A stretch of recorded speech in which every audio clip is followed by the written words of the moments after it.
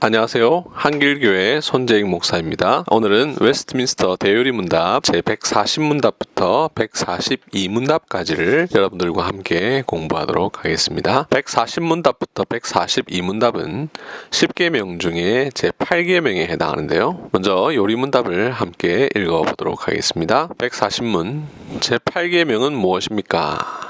제8계명은 도둑질하지 말라 하신 것입니다. 141문 제8계명에서 요구된 의무들은 무엇입니까? 제8계명에서 요구된 의무들은 사람과 사람 사이의 계약과 거래에 있어서의 진실함, 신실함, 공정함, 모두에게 각자의 몫을 주는 것, 정당한 소유주로부터 불법으로 압류한 것의 배상, 우리의 능력과 다른 사람들의 필요에 따라 자유롭게 주고 빌려주는 것, 이 세상의 재물에 대한 우리의 판단과 의지와 애정을 절제하는 것, 우리의 본성의 유지에 필요하고 편리하며 우리의 형편에 맞는 것을 얻고 보존하고 사용하고 처리하는 일에 대하여 신중하게 살피는 것과 연구하는 것, 합법적인 직업과 그 일에 근면하는 것, 검소함, 불필요한 소송을 피하는 것, 보증 서는 일이나 그와 같은 약속들을 피하는 것, 우리들의 것뿐만 아니라 다른 사람들의 부와 재산을 획득하고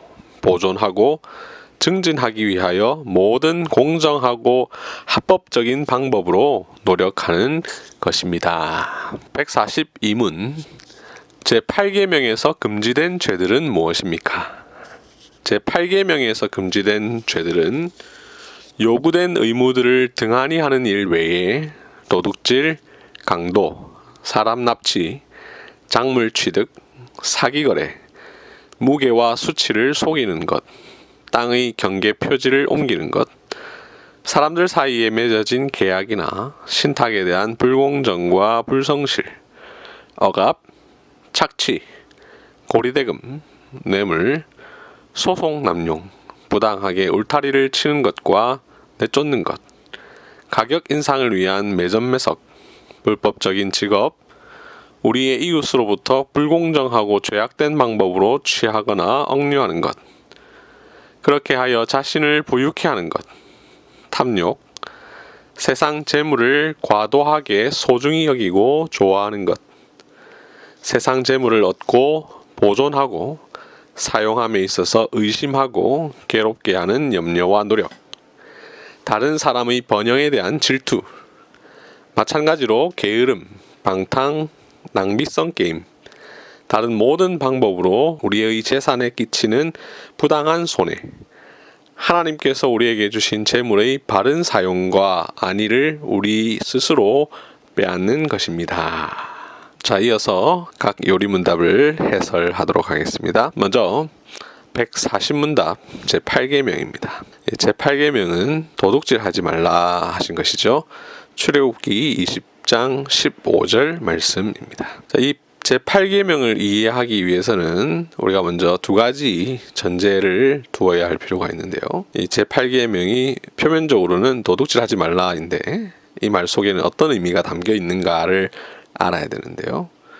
크게 두 가지라고 볼 수 있습니다. 하나는 사유재산의 인정과 둘째는 청지기 정신이라는 것인데요. 우리 도둑질하지 말라라고 할 때에 이 도둑질이란 다른 사람의 것을 훔치는 것이죠.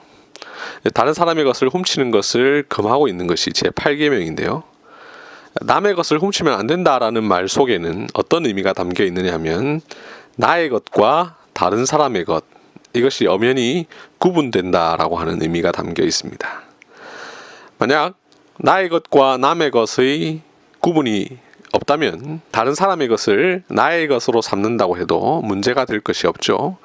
그러나 다른 사람의 것과 나의 것은 분명히 구분되기 때문에 다른 사람의 것을 내가 취하는 것, 이것은 곧 도둑질이 되고, 이 말 속에는 곧 사유재산, 각각 개인이 갖고 있는 소유가 있다라는 것을 인정한다라는 의미가 담겨 있습니다. 법적인 표현으로 우리가 사유재산권이라고 하죠.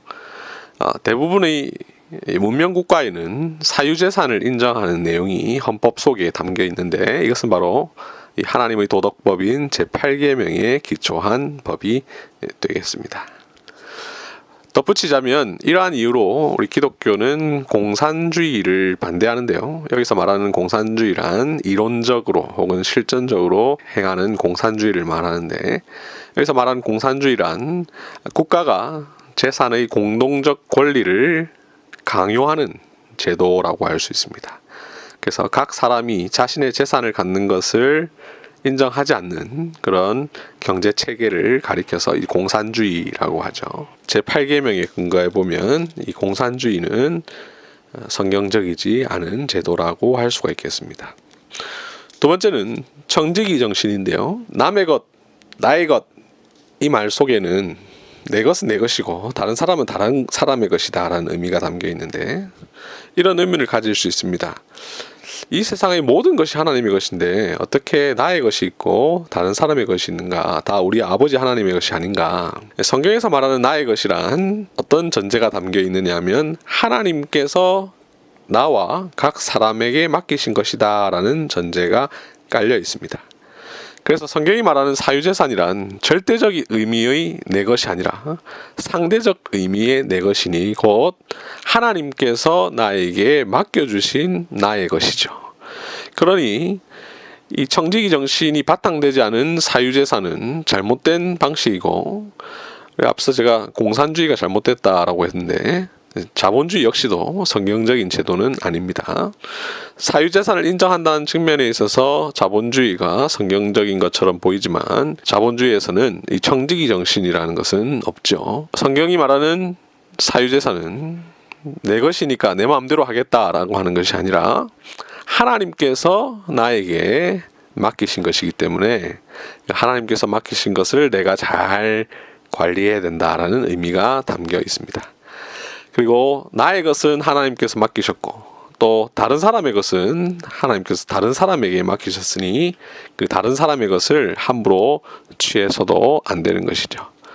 이 제8계명을 이해하기 위해서는 이 두 가지 전제를 분명히 갖고 있어야 됩니다. 그러면 그 다음 이어지는 제8계명의 풍성한 의미들을 우리가 바르게 이해할 수 있는데요. 방금 살펴본 이 두 가지 관점에서 왜 도둑질이 죄가 되는가를 생각을 해보면, 먼저 사유재산에 근거해서 생각해보면 도둑질은 사유재산을 함부로 침해하는 일이 되죠.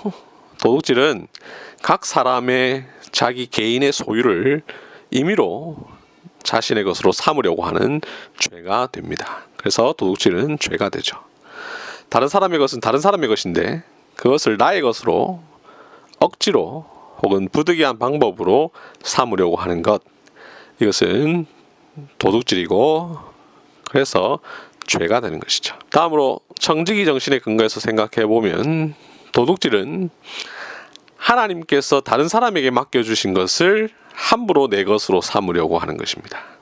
또한 동시에 하나님께서 나에게 주신 것에 만족하지 못하고 다른 사람에게 주신 것을 그것까지 나의 것으로 삼으려고 하는 죄가 되죠. 이 두 가지의 근거에서 도둑질은 죄가 되고, 도둑질은 다른 죄와 마찬가지로 사람에 대한 범죄일 뿐만 아니라 하나님께 대한 범죄이기도 하죠. 왜냐하면 다른 사람의 것은 하나님께서 주신 사유재산이고 다른 사람의 것은 하나님께서 그에게 맡기신 청지기 정신에 따라 그에게 맡기신 재산이 되기 때문에 그렇습니다. 이 사실을 이해하면서 계속해서 다음 내용을 보면요. 141문답 제8계명이 우리에게 요구하는 것이 무엇인지에 대해서 함께 살펴보도록 하겠습니다. 141문답을 보시면요. 제8계명에서 요구된 의무들 중 사람과 사람 사이의 계약과 거래에 있어서의 라는 말로 시작을 하고 있는데요. 사람과 사람 사이의 계약과 거래가 있다라는 말은 다른 사람의 것, 나의 것 이런 구분이 있다라는 것을 의미하죠. 나의 것, 남의 것이 있기에 사람과 사람 사이의 계약과 거래가 있는 것이고, 제 141문답은 바로 이 사유재산을 인정하는 것으로 이 내용을 시작하고 있습니다. 사람과 사람 사이의 계약과 거래에 있어서 우리가 진실해야 되고 신실해야 되고 공정해야 되죠. 만약 진실하지 않고 신실하지 않고 공정하지 않다면 그것은 남의 것을 함부로 빼앗는 것이 되죠. 나와 어떤 사람이 계약을 맺었는데 어떤 거래를 하는데 진실하게 하지 않고 신실하게 하지 않고 공정하게 하지 않는 것은 다른 사람의 것을 함부로 빼앗는 것이 되죠. 이 내용을 계속해서 이어져서 쭉 설명을 길게 하고 있는데요. 또 모두에게 각자의 몫을 주는 것을 이야기하고 있습니다. 여기서 바로 사유재산을 인정하는 것이죠. 모두에게 각자의 몫을 주는 것. 그 근거 구절을 보시면 로마서 13장 7절을 인용하고 있는 것을 볼 수 있는데요. 로마서 13장 7절을 보시면 모든 자에게 줄 것을 주되라고 이야기를 하고 있습니다. 이 로마서 13장은 권세, 권력과 관련된 내용을 쭉 다루고 있는 것이죠. 국가 권력에 대해서 이야기하는 본문 속에서 모든 자에게 줄 것을 주되라고 이야기를 하고 있습니다. 이 본문의 근거에서 앞서 제가 공산주의에 대해서 말씀을 드렸는데 우리 기독교회는 이 공산주의 사상, 경제적 관점에 있어서의 공산주의 사상을 성경적이지 않은 것으로 생각을 합니다. 그렇다고 자본주의가 성경적이다 이 말도 역시 아닙니다. 일단 이 구절 속에서 그런 내용을 볼 수 있다는 것이죠. 다음으로 정당한 소유주로부터 불법으로 압류한 것의 배상. 정당한 소유주, 정당하게 그 사람이 갖고 있는데 그것을 불법으로 빼앗아 버리면 안 된다는 것이죠. 만약 그렇게 했다면 그것은 적절히 배상을 해야 됩니다. A라는 사람의 것을 내가 불법으로 빼앗았다. 그러면 그 사람에게 배상을 해야 되죠. 우리의 능력과 다른 사람들의 필요에 따라 자유롭게 주고 빌려주는 것. 남의 것을 함부로 빼앗아서는 안 되지만 나의 것을 남에게 자유롭게 줄 수 있습니다. 그죠? 나의 것을 남에게 준다라는 것은 내 사유재산을 내 마음대로 하는 것이죠. 사유재산을 인정한다는 것이 나의 것을 절대로 남에게 줄 수 없다. 이렇게 말하는 것은 제8계명이 말하는 의미가 아닙니다. 남에게 자발적으로 자유롭게 줄 수 있죠. 줄 수도 있고 빌려줄 수도 있습니다. 잠시 사용하라고 빌려줄 수가 있죠. 이 세상 재물에 대한 우리의 판단과 의지와 애정을 절제하는 것. 이 세상 재물에 대해서 우리가 판단하고 의지하고 애정하는 것을 절제해야 된다라고 이야기합니다. 우리의 본성 유지에 필요하고 편리하며 우리의 형편에 맞는 것을 얻고 보존하고 사용하고 처리하는 것은 나쁘지가 않습니다. 단 이때 신중하게 살펴야 되고 우리가 연구를 해야 되는데요. 내 본성의 유지를 위해서 필요한 것. 예를 들어 의식주가 되겠죠. 인간이 살아가면서 가장 기본적으로 필요한 의식주. 옷을 사는 것, 먹을 것을 사는 것, 집을 갖는 것. 이것은 당연한 일이고 이것이 절대로 나쁜 일이 아닌 것이죠. 왜냐하면 하나님께서 제8계명을 통해서 우리 각 사람에게 적절하게 필요한 것을 허락하시는 것이기 때문입니다. 단 이때 우리가 이것을 신중하게 해야 되고 진지하게 살펴서 해야 하는 것이죠. 그리고 검소함이라고 나와 있는데 제가 이 색깔 표시를 하지 않았는데요. 검소하게 사는 것, 우리에게 아무리 풍부한 재산과 물질이 있다 하더라도 그것을 다른 사람의 삶을 유지하고 풍요롭게 할 수 있기 위해서 적절하게 우리가 아끼고 살아야 합니다. 여기서 이제 청지기 정신이라는 것이 담겨져 있죠. 우리의 소유물은 우리의 것이긴 하지만 우리 마음대로 사용할 수 없는 것이죠. 왜냐하면 하나님께서 우리에게 맡겨주신 것이기 때문입니다. 그래서 우리가 검소하게 살아가는 것도 필요합니다. 우리의 본성의 유지 위에 필요한 것을 적절하게 얻고 사용하는 것도 필요하지만 거기에 또한 덧붙여서 검소하게 살아가는 것이 필요하죠. 다음으로 제8계명과 관련해서 아주 중요하게 취급되고 있는 내용이 바로 이 합법적인 직업과 그 일에 근면하는 것이라고 할 수 있습니다. 우리는 내 자신의 것을 얻기 위해서 또한 우리 본성의 유지에 필요한 것을 얻기 위해서 합법적인 직업을 가져야 합니다. 직업 없이 나에게 필요한 것을 가질 수가 없죠. 직업을 따라서 그 직업 속에서 열심히 일을 해서 얻어서 나의 것을 나의 것으로 삼아야 합니다. 직업을 얻지 않고 그 일에 근면하지 않는 것은 또한 어떤 문제가 발생할 수 있냐면 다른 사람의 것을 빼앗으려는 마음이 생길 수가 있습니다. 직업이 없고 그 일에 근면하지 않으면 나의 것이 없죠. 그러면 다른 사람의 것을 탐내려고 하는 마음이 생길 수밖에 없습니다. 그래서 제8계명은 직업을 갖는 것 그리고 그 일에 근면하는 것이 꼭 필요하다라고 이야기를 하는데 여기 수식어로 합법적인 것이라고 얘기합니다. 합법적인 직업을 얻어야 되지 불법적인 직업을 얻으면 안 되겠죠. 부당하게 다른 사람의 것을 빼앗는 직업을 얻는다든지 하는 것은 오히려 제8계명을 어기는 일이 되겠죠. 그래서 합법적인 직업을 얻어야 되고 그 일을 열심히 해야 합니다. 근거 구절을 보시면 에베소서 4장 28절을 언급하고 있는 것을 볼 수가 있는데요. 에베소서 4장 28절을 보시면 도둑질하는 자는 다시 도둑질하지 말고 돌이켜 가난한 자에게 구제할 수 있도록 자기 손으로 수고하여 선한 일을 하라 라고 이야기를 합니다. 자기 손으로 수고하여 선한 일을 하라, 이것이 바로 합법적인 직업과 그 일에 근면하는 것이라고 할 수 있는데 에베소서 4장 28절은 도둑질과 관련해서 이 말씀을 이야기하고 있습니다. 도둑질하지 않고 자기 손으로 수고하여 선한 일을 하는 것을 이야기하죠. 도둑질하지 말라는 것은 제8계명의 부정명령이고요. 자기 손으로 수고하여 선한 일을 하라라는 것은 제8계명의 긍정명령이라고 할 수 있습니다. 자기 일을 하면 도둑질을 해야 할 이유가 적어지죠.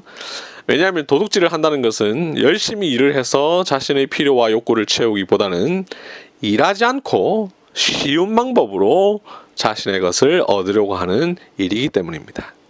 그래서 일을 통해서, 즉 수고하여 얻기보다는 수고하지 않고 얻으려고 하는 모든 일은 도둑질이고, 제8계명은 그래서 능동적인 제8계명을 지키는 방법 중에 하나로 이 직업을 이야기하고 있습니다. 여러분들 보시면 이 직업이라는 말이 영어로 calling이라고 되어 있는 것을 볼 수 있습니다. 지난 시간에도 제가 결혼에 대해서 이야기를 하면서 결혼에 대해서 합법적인 소명이라고 제가 번역을 했다고 말씀을 드리면서 그것이 calling이라고 했는데, 여기서 제가 그냥 합법적인 직업 이렇게 번역을 했습니다만, 이 직업을 영어로 calling이라고 했습니다. 지난 시간에도 말씀드렸습니다만 종교개혁자들은 소명이라고 할 때 여러 가지를 생각했는데 크게 네 가지를 생각했습니다. 구원에 있어서의 소명, 직분에 있어서의 소명, 그리고 결혼에 있어서의 소명, 그리고 바로 여기서 말하는 이 직업으로서의 소명입니다. 아마 여러분들 많이 들어보셨을 텐데 루터의 직업 소명설이라는 내용을 우리가 학교에서 배우죠. 루터는 직업이란 하나님께서 사람을 불러 일하도록 둔 곳이다 라고 생각을 했습니다. 이 루터가 살았던 중세 시대는 교회와 관련된 일을 하는 사람들, 특히 사제와 같은 사람들, 이런 사람들의 일은 거룩하고 그 외의 사람들의 일은 거룩하지 않다라고 생각하는 경향들이 많이 있었는데, 루터는 종교개혁을 통하여서 하나님께서 합법적으로 부르신 모든 직업은 그 자체로 거룩한 소명이라고 보았습니다. 그래서 직업을 정할 때는 하나님의 부르심을 따라 정해야 하고, 직장 생활을 할 때는 하나님의 뜻을 이루어야 한다고 보았고, 꼭 교회와 관련된 일을 하는 사람만 아니라 이 세상의 모든 직업들이 합법적이라면 다 거룩하다고 보았습니다. 이러한 영향으로 이 직업이라고 하는 vocation이라는 단어가 소명, 즉 부르심을 의미하는 라틴어 보카치오라는 말에서 왔는데요. 그래서 우리가 직업을 소명이라고 부를 수가 있는 것이죠. 여기서 한 가지 덧붙이면, 오늘 한국교회의 많은 그리스도인들 중에 직업을 선택함에 있어서 교회나 복음과 직접적으로 연관된 일만 더 거룩하다라고 생각하는 그런 경향이 아직까지도 알게 모르게 깔려 있는데요. 이런 생각은 철저히 중세적인 생각입니다. 종교개혁자들은 모든 직업을 소명이라고 생각했습니다. 그래서 여러분들이 불법적인 직업이 아니라면, 합법적으로 하고 있는 직업이라고 한다면 그 자체가 하나님께서 여러분들을 그 자리로 불러주신 소명이라고 생각하고 열심히 감당하는 것이 꼭 필요합니다. 이것이 바로 제8계명을 열심히 지키는 방법 중에 하나라고 할 수가 있겠죠. 141문답 제일 마지막 부분에 우리들의 이것뿐 아니라 다른 사람들의 부와 재산을 획득하고 보존하고 증진하기 위하여 모든 공정하고 합법적인 방법으로 노력하는 것. 우리가 자신의 부와 재산을 획득하고 보존하고 증진하는 일은 결코 나쁜 일이 아닙니다. 다만 이 일에 있어서 합법적으로 해야 되는 것이죠. 합법적이지 않은 방식으로 부를 축적하는 것, 그것이 잘못된 것이지 합법적으로 부를 축적하는 것은 결코 나쁜 일이 아닙니다. 적극적으로 우리가 제8계명을 지켜나가는 방법 중에 하나를 저축이라고 하는데요. 저축은 오늘날에는 뭐 다양한 방식이 있을 수 있겠죠. 저축은 노동을 통해 얻은 재산으로 앞으로 일어날 일에 대해 대비하는 것이고, 이러한 대비는 도둑질을 하지 않는 능동적인 방법입니다. 만일 미리 준비하지 않고 갑자기 어려움에 닥치게 되면 자신이 원래 갖고 있는 것으로 대처할 수가 없게 되죠. 결국 다른 사람의 것을 탐내게 되고 나아가 도둑질로 이어질 수 있습니다. 그러므로 미리 대비하는 저축, 그리고 그것을 포괄하는 모든 행위들은 제8계명을 지키는 능동적인 방법이고, 이것은 결코 나쁜 것이 아닙니다. 단 저축이 하나님에 대한 불신앙이나 우리의 지나친 탐욕에 근거한 일이 되어서는 안 되겠죠. 철저히 청지기 정신에 근거한 저축이 되어야 하고, 나의 부와 재산을 획득하고 보존하고 증진하되 그것에 대해서 지나치게 절제하지 못하고 이 세상 재물에 대해서 애정을 보이는 것은 위에서 언급한 대로 잘못된 것이고, 또 나의 것을 나의 것으로만 삼으려고 하지 않고 다른 사람에게 과감하게 주고 빌려줄 수 있는 그러한 삶을 또 살기 위해서 노력을 해야 합니다. 다음으로 142문답 제8계명이 금하는 죄에 대해서 살펴보도록 하겠습니다. 제8계명에서 금하고 있는 죄는 앞서 언급한 요구된 의무들을 등한히 하는 것을 말하겠죠. 그리고 도둑질이라고 하는 표면적인 것을 비롯해 빼앗는 행위에 해당하는 모든 것, 그래서 강도, 사람 납치, 작물 취득, 사기 거래 이런 것들까지 다 포함하겠죠. 여기서 언급된 표면적인 도둑질, 강도, 사람 납치, 작물 취득, 사기 거래 외에 이 눈에 보이지 않는 모든 것들도 포함합니다. 예를 들어 다른 사람의 지식이나 지적 재산을 훔치는 것, 표절, 불법 복제 이런 것들도 다 포함하겠죠. 그리고 억압, 착취 이런 것들도 금하고 있습니다. 무게와 수치를 속이는 것, 땅의 경계 지표지를 옮기는 것, 무게와 수치를 속이는 것, 예를 들어 1kg의 물건을 구입하는데 저울을 속여서 0.7kg 밖에 되지 않는 물건을 1kg으로 속여서 판다면 그것은 다른 사람의 것을 훔치는 것이 되겠죠. 그래서 무게를 속이는 것, 왜 수치를 속이는 것, 이런 것들 다 도둑질에 해당합니다. 땅의 경계 표지를 옮기는 것, 우리가 부동산을 구입할 때 어떤 만큼의 땅이 딱 있다고 할 때 그 땅을 사는데 그 표지를 속이는 것이죠. 이런 것들 다 포함합니다. 이 땅의 경계 표지를 옮기는 것, 이런 표현은 대여리 문답이 작성되던 17세기 관점에서 이야기를 한 것이고, 오늘날 우리에게 맞게 또 적용을 할 수가 있겠죠. 사람들 사이에 맺어진 계약이나 신탁에 대한 불공정과 불성실, 그리고 고리대금, 가격 인상을 위한 매점매석, 이런 것들 다 제8계명을 어기는 일이라고 할 수 있겠습니다. 특히 고리대금은 다른 사람에게 빌려주었을 때에 거기에 적절한 이자를 받아야 되는데 부당한 이자를 받는 것, 뭐 100만 원 빌려줬고 100만 원의 이자를 요구한다든지 뭐 이런 것들이 다 죄가 되죠. 적절한 정도의 이자를 받는 것은 나쁘지 않습니다. 그러나 너무 많은 이자를 요구하는 것, 이런 것은 죄가 되죠. 이 매점매석이라는 것은 어떤 한정된 재화를 한꺼번에 한 사람이 다 취함으로써 급격한 가격 인상을 깨하는 일이 되는데요.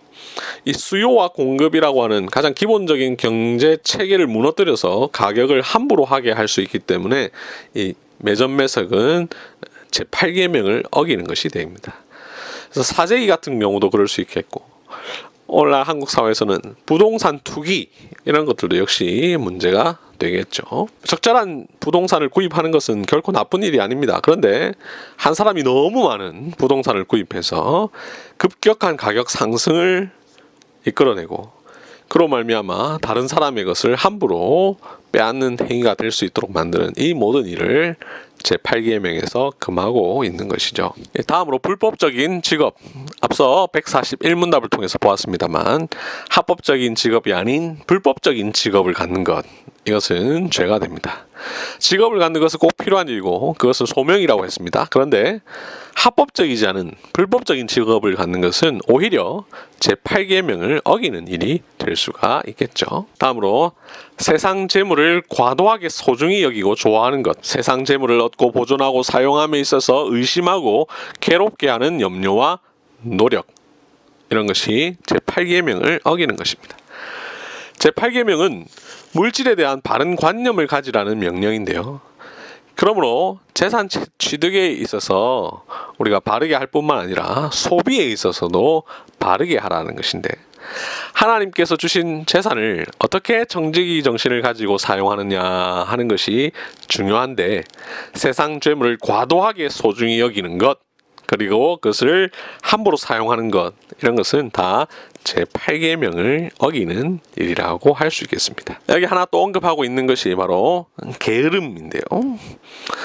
화면에는 근거구절을 기록하지 못했지만 그 근거구절이 데살로니가후서 3장 11절인데요. 한번 그 구절을 찾아보면요, 데살로니가후서 3장 10절부터 12절까지인데요. 누구든지 일하기 싫어하거든 먹지도 말게 하라 라고 이야기합니다. 일을 하는 것이 제8계명을 지키는 것이라고 했는데, 그래서 일을 하지 않으면 먹지도 못하게 하라라고 이야기합니다. 그러면서 우리가 들은즉 너희 가운데 게으르게 행하여 도무지 일하지 아니하고 일을 만들기만 하는 자들이 있다라는 말을 이야기를 합니다. 게으른 것은 결국 일을 하지 않는 것이죠.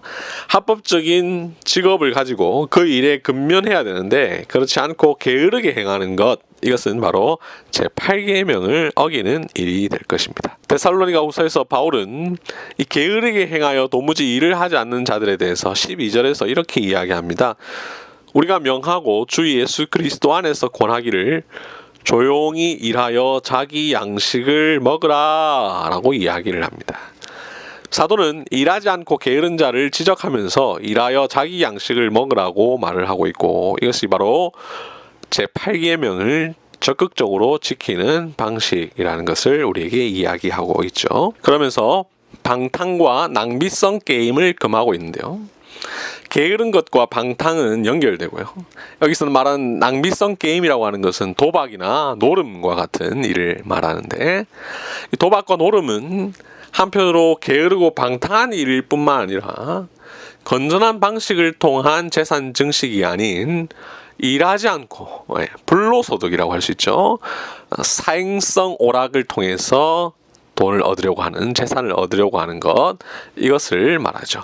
제8계명은 이런 행위를 금하고 있고 여기에는 복권도 포함이 될 텐데요. 전통적으로 기독교에서는 이 복권에 대해서 반대하고 있습니다. 왜냐하면 복권은 하나님께서 허락하신 소명인 직업을 통해서 열심히 수고하여 버는 돈으로 만족하지 않고 우연이라고 하는 것에 기대어서 일확천금을 기대하는 일로서 하나님의 섭리를 생각하는 신자가 할 수 있는 일이 아니다라고 보았기 때문입니다. 신자는 자신의 필요를 운에 맡겨서는 안 되고 열심히 땀 흘려 일하고 하나님의 공급하심을 받으며 살아야 하는데요. 그래서 낭비성 게임을 금하고 있습니다. 지금까지 제8계명에 대해서 여러 가지 살펴보았는데요. 이 외에도 더 많은 내용이 있을 수 있겠고 우리의 삶 속에서 적용할 수 있는 부분이 굉장히 많이 있는데요. 더 자세한 내용은 10계명 언약의 10가지 말씀이라는 책의 320쪽부터 355쪽까지를 참고하시면 여러분들에게 큰 도움이 될 것입니다. 지금까지 잘 들어주셔서 감사드리고 오늘 하루도 복된 하루 되시기를 바랍니다. 감사합니다.